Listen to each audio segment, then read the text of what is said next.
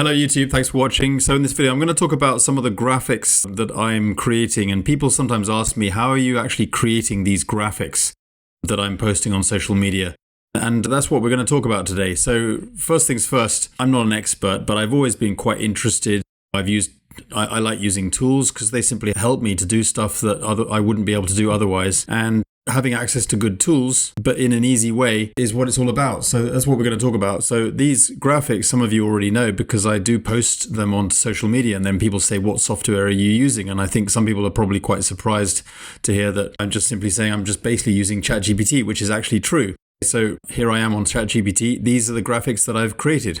That's what you're seeing. And yeah, so the Facebook, Instagram, of course, pretty similar, and obviously TikTok. I use a tool called Whisperflow, but you don't have to. I mean, ChatGPT already has a tool built in where you can actually dictate, so you can just ramble what it is you want, and you can use reference graphics. I mean, later in this video, I'm going to give you access to a document that I can share with you that I just basically created just for this video, simply because people say, can you give me some of your prompts? And I say, I don't really have prompts. I don't do that. I just ramble. So I'm actually quite embarrassed to think that I wouldn't give out prompts, because some of the stuff I say is probably completely unnecessary. But ChatGPT sometimes just simply sifts through my ramble and my garbage and just figures out what it is I want. So that's the great thing about ChatGPT, is that it's intelligent enough to figure out what it is you want. And if you're going to add some reference graphics, that always helps. And if you're just talking to ChatGPT like a friend, and you use the dictation tool, or if you want to use Whisperflow, because this is a good tool, you can download it for Mac or Windows, I believe. In fact, yes, it's available for Windows and Mac, and also your mobile device as well. But I use it for everything. I use it when I'm replying to people in comments. I use it to reply to people in Messenger. You just speak, basically, and it's also AI. So not only is it allowing you to speak, it just sort of reorganizes slightly and better sort of It sort of lays out your text a little bit better. It's not just a whole chunk of text. It actually sort of puts in grammar and other things and returns and stuff like that. So paragraphs and punctuation and stuff like that. So it's a good tool. So later on in this video, I'm going to talk a little bit about how I'm doing some of these. And I'm not going to really give you prompts per se, because I just, like I say, I ramble. And actually, a lot of the stuff that I do is probably completely unnecessary. And any of you guys who are I wouldn't say professional. I mean, who of us are really professional at the end of the day? I'm certainly not. But some of you are probably more experienced than me, or have a better sort of system going than I do. But what I do simply works. And I'm only doing this video simply because people have asked me, how are you doing the graphics? So I'm simply showing you guys. But let's have a look, because I think it's important to have a certain sort of passion about what it is you're trying to do. Because I wouldn't just copy people. People always wanting to just grab other people's content. People always want to just copy someone's prompt or whatever. Not that I think that's a problem as far as I'm concerned, but I think that you just want to be kind of unique. That's why I'm doing this, guys. I've always wanted to do that. I've never really wanted to copy other people's content or graphics or stuff like that. And I'm like, guys, I came in this industry as an English teacher in Japan. I don't teach English anymore, but I'm saying that is because I don't come from a professional background.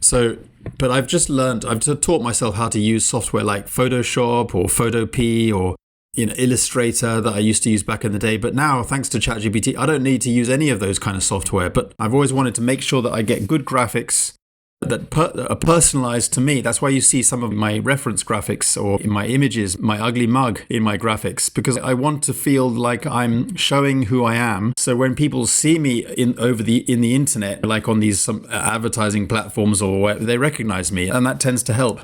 But by nature, I am an introvert, but I do it because I want to get myself out there and be recognized, so that tends to help. So let's talk about some of these graphics. Let's go on to my timeline. So I don't know what kind of graphics you like. Let's take this one, for example.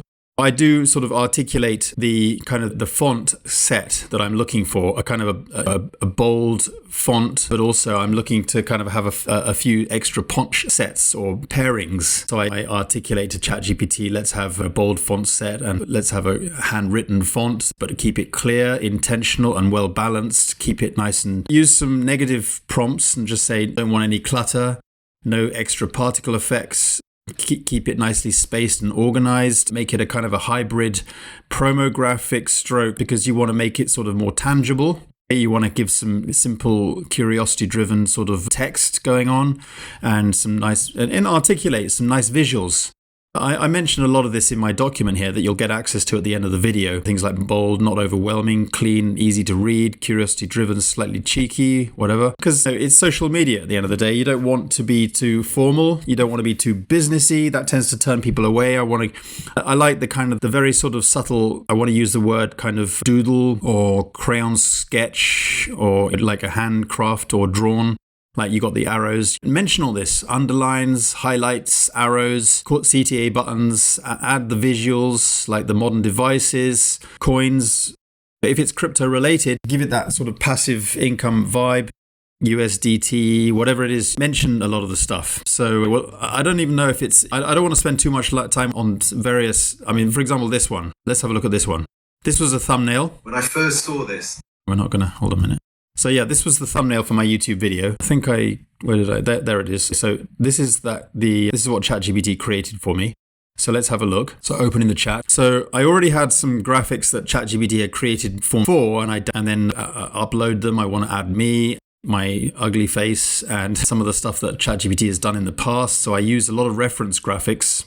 So this is what ChatGPT has created in the past for me, just for me rambling on, and then I just add it in there. I ramble. I need a thumbnail graphic for my YouTube video. I'm not going to give you everything, and it just came out with this. I'm not making any of this up, guys. You see it on screen. It's easy. This is the one tool I'm using. It turned my face from basically this into this. I can't even remember what I said, but I often say change the attire, something elegant, or maybe slightly dressed down a little bit, maybe a little bit more casual. Let's have it with me holding up a modern device with a fake mock-up app creation, USDT related, trading related, big bold buttons or whatever. Make it easy to read, even if it's on a small screen or whatever. So just ramble. I literally just ramble. I don't have a system in place. I'm very disorganized, guys. So I didn't want to do this video simply because I'm actually quite embarrassed to show too much. Because I'm not particularly articulate, but I'm good at rambling, and that's what pisses a lot of people off. But ChatGPT doesn't get pissed off when I'm rambling, so it just sifts through the important stuff. I definitely talk more than I need to. What did I do with this? Let's have a look. I don't even know if some of these are actually of interest to you guys, but we might as well have a look at them. I can't remember. That was it. So yeah, I'd done that before, and then I wanted to change a little bit and just add it and then change it again. But I actually saw this template, but I saw the template it was a Photoshop document that I actually had access to on freepik.com. And I just downloaded the templates and I used that as a reference graphic. And I said, can you turn this into a graphic? And I just said to ChatGPT, this is the kind of the focus. This is the direction I'm trying to go with. I want to create that kind of long scroll, make it like paper or material or cloth. But I'm trying to showcase the kind of results from our mobile app. But it's just, use a lot of reference graphics, basically. If I go further down, it really depends on what you're interested in. I post a lot of stuff because I never know what's going to work, what's going to get the attention. This stuff I actually mentioned to ChatGPT, give it that old school look. Give it that in a good way, because it is kind of old school. It's bold, it's very shiny. It's not cluttered particularly. It's well organized. It's kind of a hybrid between a kind of an infographic and a promo graphic. It's got listicles. It's got some bullets. I don't think you're going to get much. Let's have a look. No, this is not going to give you much. Yes, it is. So yeah, I was actually using some of my clip arts and stuff like that I got saved I've had this stuff saved for years, and I bought this ages ago.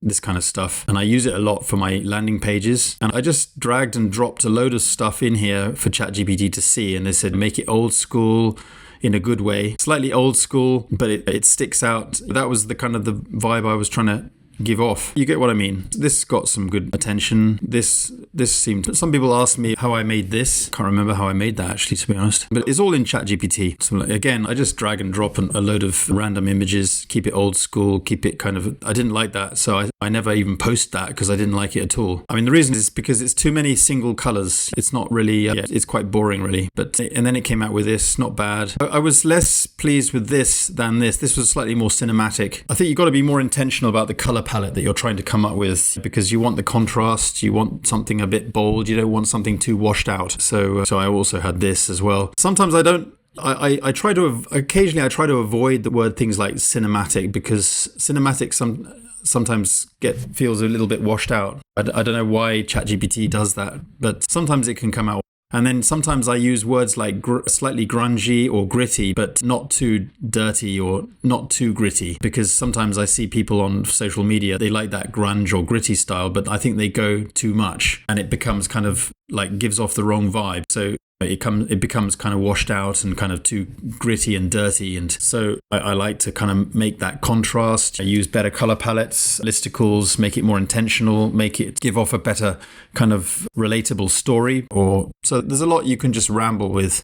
Make sure you get the visuals, money bags, cash stacks with nice sleeves, CTA buttons. But yeah, I mean, that's really what I've been doing. And then sometimes I like to do stuff for my MLM Lead Pro, and I create landing pages. And the good thing about ChatGPT is it actually allows you to create create graphics, but even up against a transparent background using alpha transparency. So like this, for example, it's up against a transparent background. It goes well on my funnels, on my lead capture pages, and this as well. So I actually kind of referenced someone like Russell Brunson from ClickFunnels. I say kind of a Russell Brunson ClickFunnels vibe, and came up with this.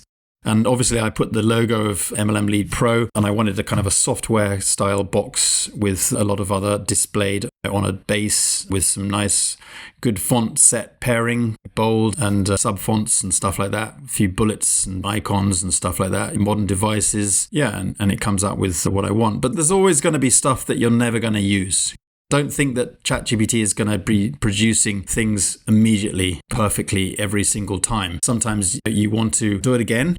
Or sometimes if a chat just gets it all wrong repeatedly, you might just want to start a brand new chat completely fresh and then just start over with your reference graphics, use the same prompt or tweak the prompt a little bit, start a brand new chat. And surprisingly, it actually does an incredible job. Sometimes I think ChatGPT gets into a kind of a focus kind of going in the wrong direction. So if you started in one chat and it kind of like went wrong, it's sometimes difficult to get it back on track. Or you can sometimes actually consciously sort of say to ChatGPT, you actually keep getting it wrong. Can you reset? You actually use the word reset, stop, let's start over. And then from that, it does. I mean, you can be quite blatant with ChatGPT sometimes, and it appreciates that, and it sort of responds to those kind of direct responses just to really guide it, be the boss. So anyway, hope that was useful. You can get access to this document if it helps. I only did this simply because I'm not going to be able to give you text prompts because that's what people ask, but I don't think that can help you because I just ramble. And I think most people do. And I think what's important is it's rather than just copying other people's text prompt, you might as well just learn about this, get better at it. And I think it all comes down to your passion about thinking about colors, thinking about your visuals, your direction. I mean, don't just copy me because I like the art style that I'm going with, but I'm still playing with stuff and I'm paying attention to the engagement on social media. And now I'm thinking that didn't work. Maybe I'll try another thing. And it's not all about what I personally like. It's also about what my audience likes. I feel that if I go too cinematic or too grunge and gritty, you don't get the female side. Women don't appreciate what, and I want to be kind of wide just to support everyone. So I think sometimes these kind of graphics work nicely. The kind of the doodle crayon sketch style gives off a nice kind of real, these are kind of cheeky graphics, bold, cinematic, storytelling, whatever results. I think this was quite popular. It did well, I think. I actually saw a few people actually take this graphic and use it for themselves, which is fine because they're in my downline. And they also engaged on my posts, so I always appreciate that.